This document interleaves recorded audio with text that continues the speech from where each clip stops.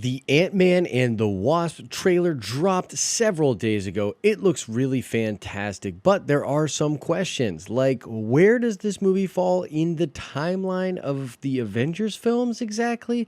Who is this villain, and what is exactly happening with the quantum realm and Janet Van Dyne? Well, let's talk about it.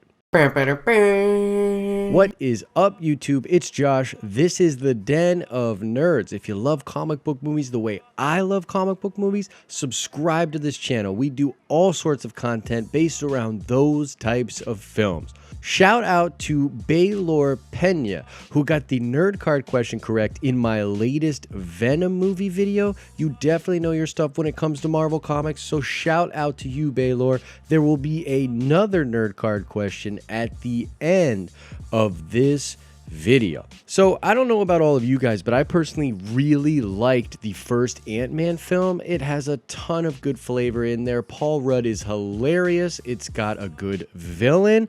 I really liked the portrayal of Hank Pym and his daughter. I mean, there's just so much to love in there. It's a film about family. It's very, very cool.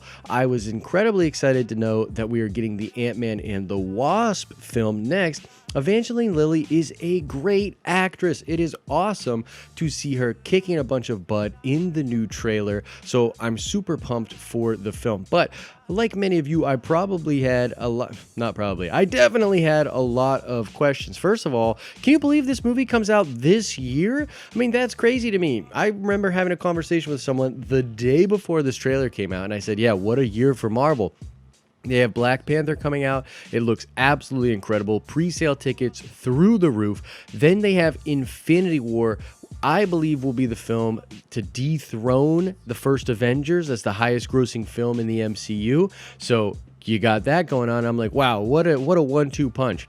But lest we forget, Ant-Man and the Wasp is also coming out in 2018, and after looking at this trailer, I mean, wow, holy crap, that's probably why they dropped it. Like, you know, they need to remind people that this film is still coming out this year, guys. There's 3 amazing Marvel films hitting theaters this year. Craziness. I can just see the DC fanboys crying. And sorry, that was in poor taste, but it's the truth, man. They're gonna have 3 knockouts. You guys got Aquaman. It's not looking good for you in 2018. But let's focus on the goodness of this film. And just so you know, too, the timeline was something that was a little odd to me as well. I mean, I was watching this trailer thinking to myself, wow, they're dealing with what happened in Civil War. That's really cool. I'm glad they're not spoiling anything from Infinity War, but what's going to happen? I mean, how is this possible that this film will take place after Infinity War in the timeline?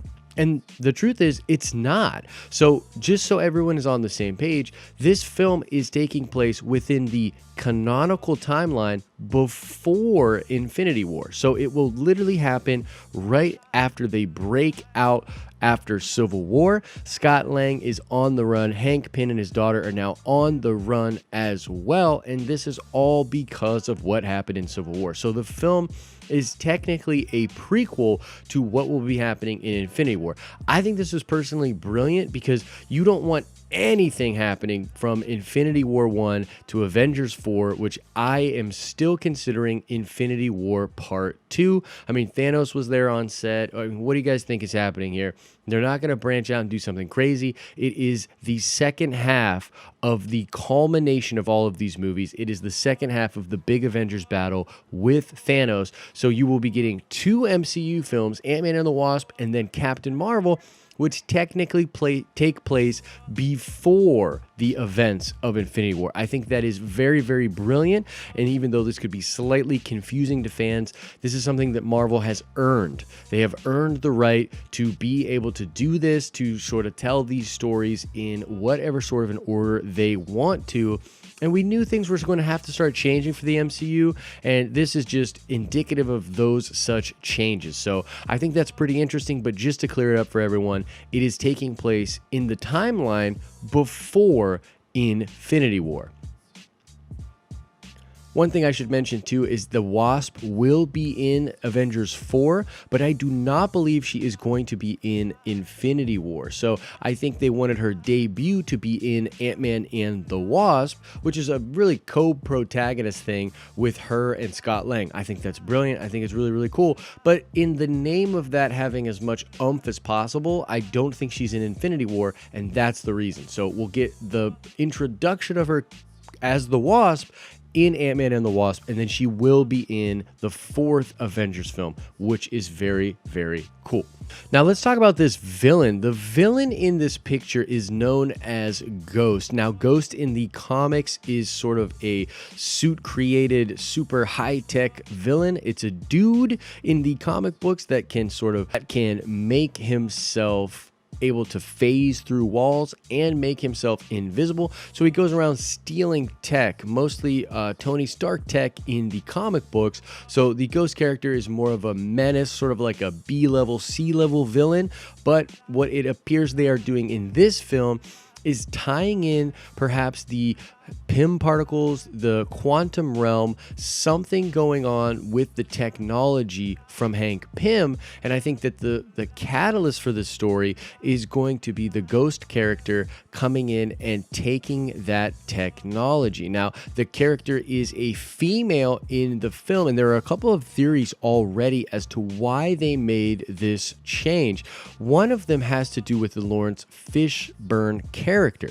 Now, Lawrence Fishburne's character is Bill Foster, who in the comics becomes the second Giant Man. He sort of reverse engineers what's going on with the Pym particles. He takes out some of the problems that cause Hank Pym to sort of go crazy, and he gives us like a version of it that's a little bit better, and he becomes the next Giant Man. Now, a lot of people are theorizing that the actress who will be playing Ghost is going to end up being his daughter, and so you're going to have a parallel to the Hank Pym story with his daughter and this Giant Man character and his daughter, and that could be really, really cool. Now, a personal theory that I have for this is, wouldn't it be crazy if it's actually Janet Van Dyne as the Ghost character, and somehow escaping from the quantum realm has driven her sort of crazy, and she's looking for some kind of a tool, or maybe enacting some kind of a revenge against Hank Pym? And I know that would be sort of crazy, but man, that would be a really, really good twist if Ghost ends up being Janet Van Dyne. Now, either way, I think this villain is very, very cool.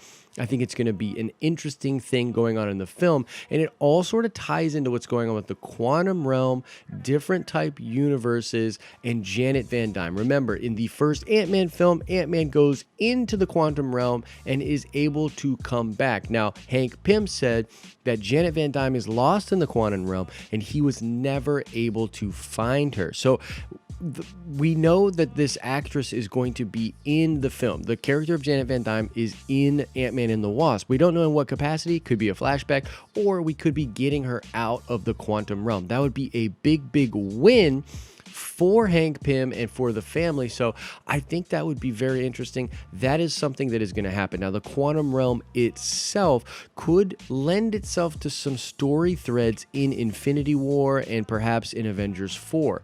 There's a lot of rumors and theories that universe hopping or time jumping is going to be happening in the 4th Avengers film, and this is basically the way that our heroes are going to be able to combat Thanos. Now, real quick here, I'm going to do a full video on this in the future, but one of the ways you can beat the gauntlet is to go outside of your universe. So in the Jonathan Hickman Time Runs Out comic book story, essentially there's these Earths and universes that are collapsing, and one of the things that happens is the Illuminati of our Earth and our universe tries to use the gauntlet to push back this other Earth, and it works for a little bit, and then it breaks all of the gems. And the reason is because the stones, or the singularities, they only hold power in the universe that they are native to. So if you take all of our gauntlets and go into like the Ultimates universe, or go into like